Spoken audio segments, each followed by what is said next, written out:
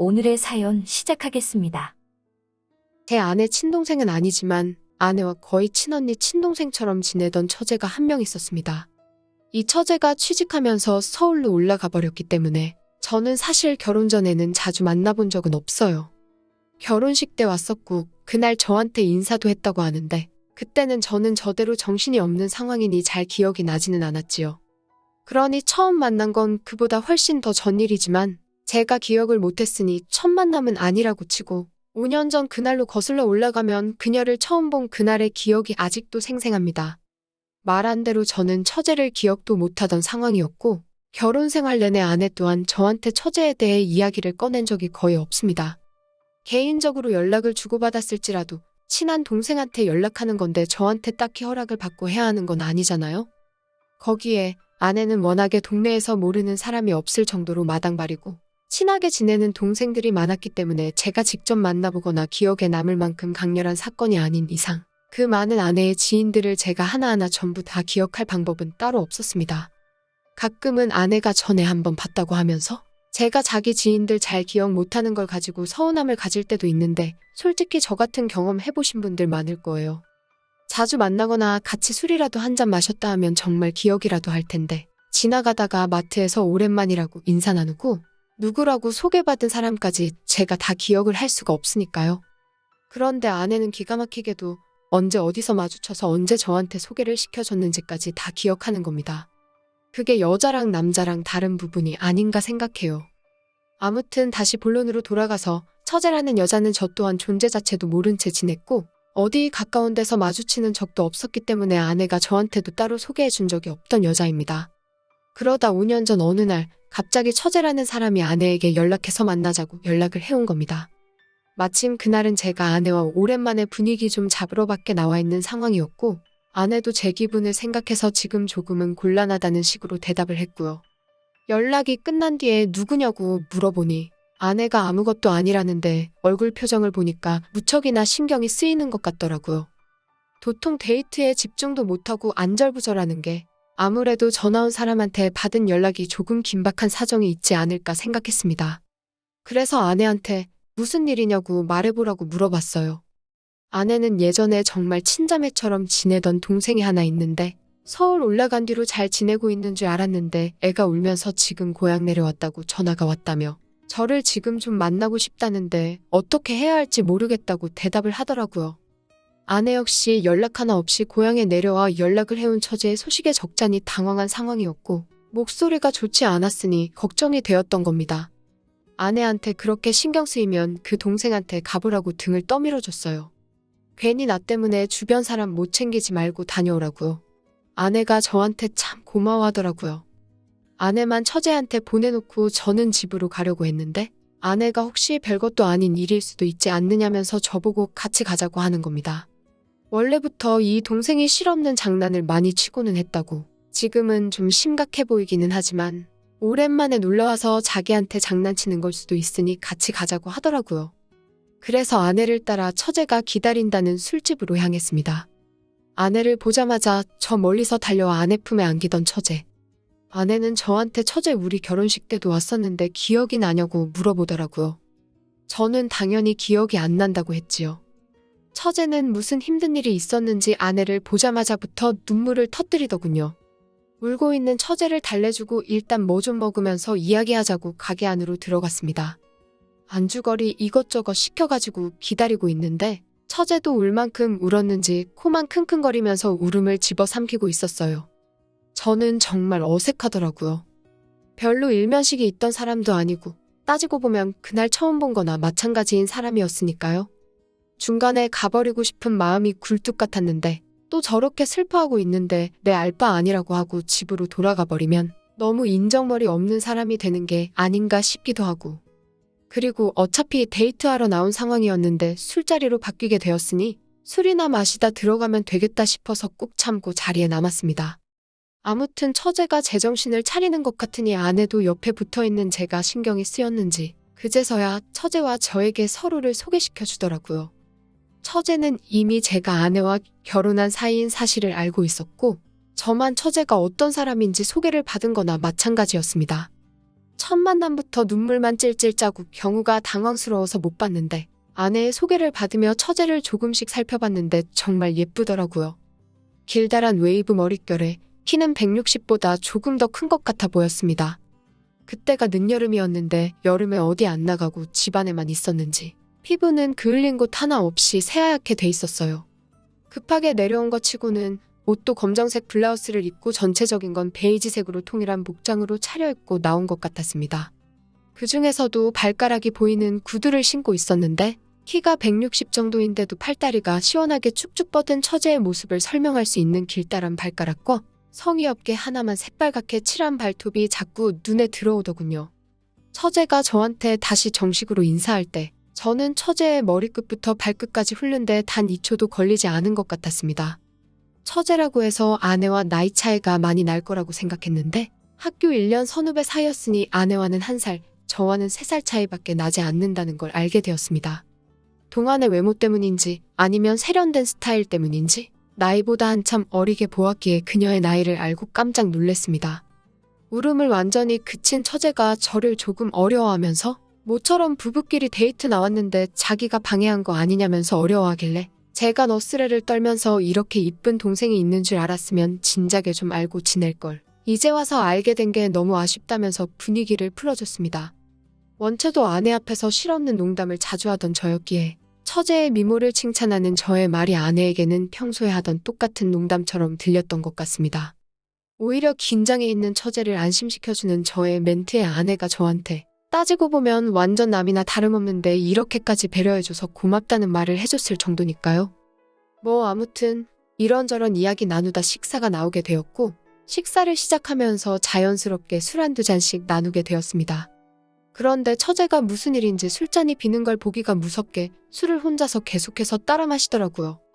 술을 각자 몇 병씩 비웠을 때쯤 분위기가 무르익고 이런저런 이야기가 나오다가 내가 처제에게 그래서 무슨 일로 이렇게 급하게 고향으로 내려와서 나를 찾았냐는지 물어봤어요.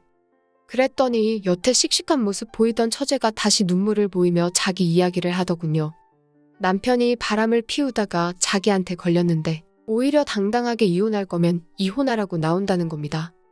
네가 뭘 어쩌겠냐는 식으로 말이죠. 그렇게 대판 싸우고 이혼해줄 생각 없다고 말하고 무작정 고향으로 내려왔다는 겁니다. 그런데 고향에 노모 한 분 계시는데 아무것도 모르는 노모한테 몸을 의탁하기도 뭐하고 아는 사람을 떠올려봐도 아무리 다른 사람이 떠오르지 않아 저희 부부에게 연락을 했다 하더군요. 그 소리에 아내도 상황이 그랬냐며 진작에 연락하지 그랬냐고 하면서 처제를 보듬어줬고 저도 처제의 어깨를 토닥여주면서 있는 동안은 내 집이다 생각하고 편하게 있으라 했습니다. 그렇게 처제는 저희 집에서 지내게 되었어요. 저도 말은 내 집이다 생각하고 편하게 있으라 말을 했지만 처제가 머무는 기간이 이틀 3일을 넘어가니 부담스럽더라고요. 당장 방이 없어서 제 서재를 처제가 쓰게 되었는데 제가 여가 시간에 하는 컴퓨터며 읽는 책이며 다 그 방에 있으니 퇴근하고 집에 돌아오면 좀이 쑤셔서 죽겠는 겁니다. 그래서 퇴근하고 돌아온 아내한테 솔직하게 물어봤어요. 처제는 언제까지 우리 집에 머물게 될 것 같냐고요.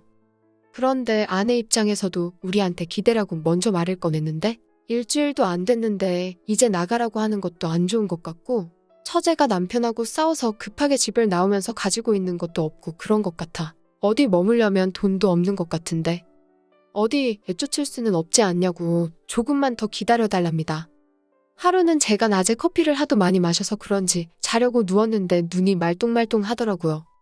한참을 뒤척이다 안 되겠어서 밖에 나가서 담배라도 한 대 태우고 와야겠다는 생각에 방문을 나섰는데 하필 그 순간에 방문을 열고 나오는 처제를 마주친 겁니다. 물론 밤이라서 불은 다 꺼져 있었고 베란다 커튼을 통해서 희미하게 들어오는 달빛만이 전부긴 했는데 오히려 그동안에는 여자로 느껴본 적이 없었는데 그날 달빛에 비친 처제가 얼마나 아름답던지 그 순간만큼은 마음이 동하더군요. 처제도 당황했는지 목말라서 물 마시러 나왔다고 얼버무리길래 그러냐고 말하고 저도 더 있다간 정신이 어떻게 돼버릴 것만 같아서 후다닥 밖으로 도망 나오듯 뛰쳐나왔습니다. 동그랗게 뜬 보름달 바라보면서 담배에 불을 붙이고 깊은 숨을 내쉬고 있는데 인기척이 보여서 보니 아파트 현관에서부터 처제가 저를 향해 다가오고 있더라고요. 집에서 입고 있던 복장과는 다르게 늦여름 쌀쌀한 날씨를 의식한 건지 두툼한 후드 집업을 입고 다가오는데 바지는 잘 때 입는 짧은 반바지 그대로라 그건 그거대로 다른 매력이 느껴지더군요. 처제가 왜 안 자고 밖에 나왔냐길래 잠이 잘 안 와서 그런다고. 그리고 처제한테는 왜 따라 나왔느냐고 물어봤더니 처제도 잠이 잘 안 온다고 하더군요. 우리 집에서 거의 일주일을 살았지만 처제는 아내와 시간을 거의 보내지 저랑은 사실 아직도 대면대면한 사이나 마찬가지인데 야밤에 둘이 밖에 나와서 달빛 아래 대화를 나누고 있으니 그건 그거대로 어색하더군요. 담배가 평소보다 훨씬 빨리 타들어간 것 같더라고요. 어색하니 애꿎은 담배만 죽어라고 피웠나 봅니다. 그런데 또 담배라도 안 피고 있으면 너무 어색해 죽을 것 같아서 한 대 더 피려고 불을 붙이려 하니 처제가 형부, 줄담배는 몸에 안 좋아요. 하면서 담배를 확 채가더군요. 그러면서 그때 처제와 많은 대화를 나누게 되었습니다. 주로 나눈 대화는 처제의 신세 한탄이 전부였지요. 자기가 남자 보는 눈이 없었다. 자기가 집 나온 지 일주일이 다 돼가는데 남편한테는 아직 연락 한 통 없었다 하면서 그런 이야기나 대충 들어줬습니다. 한참을 들어줘서 그런지 그제서야 저도 졸음이 쏟아지기 시작해서 더 밖에 있으면 감기 걸리겠다고 하고 처제 데리고 집으로 다시 돌아왔습니다. 아내는 회사를 다니고 저는 작은 가게를 하나 하고 있습니다. 직원 한 명 두고 두 사람이서 대충 돌리는 그런 가게인데 오래 일했던 친구가 있는데 오토바이 사고로 갑작스럽게 두 다리를 다쳐서 출근을 못하게 된 거예요. 그래서 한동안 둘이서 하던 걸 혼자서 하려니 죽겠더라고요. 집에 와서 처제랑 마누라랑 같이 밥 먹고 있다가 요즘 힘들어 죽겠다고 말하는데 처제가 그러면 그동안 자기가 제 가게에서 일을 해도 되겠냐고 하더라고요. 사실 집에서 빈손으로 나와서 여유자금이 있는 것도 아니고 안 그래도 우리 집에서 이렇게 신세지고 있는데 돈 없다고 손 벌리는 것도 염치가 너무 없는 것 같고 지낸 지 일주일이 넘어가는데 차라리 아르바이트비를 받아서 언제까지 머물지는 모르지만 머문 시간만큼 값은 치르고 가고 싶다는 거예요. 아내도 다친 저희 직원한테는 미안하지만 이게 다 처제 잘 되라고 하늘이 돕는 거라면서 그러면 좋겠다고 하는 겁니다. 일 자체가 어려운 일도 아니고 시간 때우는 게 대부분이기 때문에 초보자도 쉽게 할 수 있는 일이었고 저도 혼자서 하는 것보단 그래도 내 돈 주고 쓰는 사람한테 일 시키는 게 제 입장에서는 훨씬 편하기 때문에 그러자고 했어요. 처제를 알바생 부려먹는 것처럼 부려먹을 수는 없으니 저도 어느 정도 일을 해야 하긴 해야겠다는 생각이 들었지만 여전히 혼자 하는 것보단 낫겠다는 생각이 들었습니다. 그래서 처제가 다친 알바생 대신에 제 가게에 출근을 하게 되었습니다. 가만 보니 처제는 사회생활 경험이 없는 것 같더군요. 의욕은 활활 타오르는데 뭘 해야 할지 모르는 것 같아 보였어요. 그냥 오는 손님들한테 잘하면 된다고 했는데 그 말을 그대로 해석한 건지 손님들한테 최선을 다하고 싶었나 봐요. 들어오는 손님한테 인사 잘하고 다 좋은데 손님이 괜찮다는데도 계속 필요한 건 없으시냐면서 쫓아다니는 바람에 손님들이 기분 나빠져서 나가는 사람도 있더군요. 자기 지금 의심하는 거냐, 누굴 도둑으로 보고 이렇게 쫓아다니냐 하면서 말입니다. 처제한테 너무 의욕이 과한 것 같다고 천천히 해도 된다고 힘 좀 빼고 있으라 했어요. 우리는 손님이 도와달라면 도와주고 알아서 한다면 도와달라고 할 때까지 기다리면 된다고 이야기해주면서요. 그러면서 한동안 처제와 같이 일하면서 그냥 이것저것 가르쳐줬지요. 사실 제가 하기 귀찮아서 처제한테 떠넘긴 건데 처제는 그걸 나름대로 저한테 큰 은혜를 받고 있구나 받아들인 것 같았습니다. 이렇게 많은 걸 가르쳐준 건 형부가 자기 인생에서 처음이라고 하면서 말이죠. 덕분에 처제랑 금방 친해지게 되었습니다. 그동안은 처제가 집에 머문다는 사실이 너무 부담스러웠는데 가끔씩 가게 닫고 오면 아내는 야근하느라 늦게 오는 날이 잦았는데 집에서 같이 저녁 차려 먹을 사람이 있으니 그거 나름대로 좋더라고요. 그렇게 한 달이라는 시간이 후딱 지나갔습니다. 그날은 평소처럼 가게 문을 열었는데 그날따라 유독 가게에 손님이 하나도 없던 날이었습니다. 보통은 아무리 못했어도 손님 네다섯은 왔다 갔어야 할 낮 시간인데도 불구하고 정말 개미새끼 한 마리 들어오지 않았습니다. 가게 청소도 다 해놨고 정리도 다 되어 있는데 맨날 듣는 똑같은 음악 소리만 울려 퍼질 뿐 가게 문이 밖에서 열릴 생각을 안 하더라고요. 처제도 심심해졌는지 카운터에 기대서 가게 바깥쪽만 바라보고 있었고요. 그런데 기대 누워있는 처제의 뒷모습을 보고 있자니 계속해서 시선이 가더라고요. 그땐 저도 제가 무슨 생각인지 몰랐습니다. 그러다 처제가 제 시선을 느낀 건지 아니면 처제도 바깥만 보는 게 지루해진 건지 갑자기 제 쪽으로 몸을 돌리더라고요. 그러다 처제를 바라보고 있던 저와 눈이 딱 마주치고 만 것입니다. 분위기가 갑자기 어색해지더라고요. 그냥 쳐다만 봤을 뿐인데 제가 뭔가 괜히 잘못한 것 같았고요. 두 사람이 서로의 눈을 빤히 바라보고 있고 알 수 없는 묘한 기운이 감돌자 저도 모르게 고개를 휙 돌려버렸습니다. 얼마나 서로를 외면했을까? 처제가 제 쪽으로 다가오더군요. 처제가 갑자기 오랜만에 여유가 있어서 좋다며 제 옆자리로 털썩 주저앉는데 그때부터 저도 알 수 없는 기운이 용솟음치기 시작하더군요. 무슨 생각인지 모르겠는데 처제한테 장사도 안 되는데 같이 바다나 보러 가자고 했습니다. 처제도 그동안 제대로 쉬지도 못하고 마음고생 많이 했는데 바다를 보고 오면 마음도 뻥 뚫리지 않겠냐고 그랬죠. 처제도 제 말을 듣고는 그래도 되냐고 신이 나서 있더군요. 그렇게 무작정 가게 문 닫아버리고 바다로 달렸습니다. 가을이 다가오고 있는지라 바다에는 사람도 많이 없고 바람도 시원하게 부는 게 둘이서 한참을 걸었던 것 같습니다. 그리고 집으로 돌아왔어요. 아내는 그날도 야근이라서 평소 퇴근보다 늦게 들어왔는데도 집에 들어오지 않았더군요. 처제한테 간단하게 밥 차려준다고 거실에서 TV 보면서 좀 쉬고 있으라고 하고 냉장고에 있는 것들 꺼내서 솜씨 좀 발휘하고 있었습니다. 그런데 처제가 주방에 기웃거리면서 제 관심을 끌려고 하더라고요. 평소에는 같이 저녁 먹을 때 아내가 제 옆자리에 앉아있고 처제가 맞은편 자리에 앉아있는데 그날따라 처제가 제 옆자리에 앉는 겁니다. 식사를 하는데 갑자기 처제가 눈물을 보이기 시작했어요. 형부는 참 친절한 것 같다고 자기 남편도 제 밥만 닮았었으면 좋았겠다고 하면서 말이지요.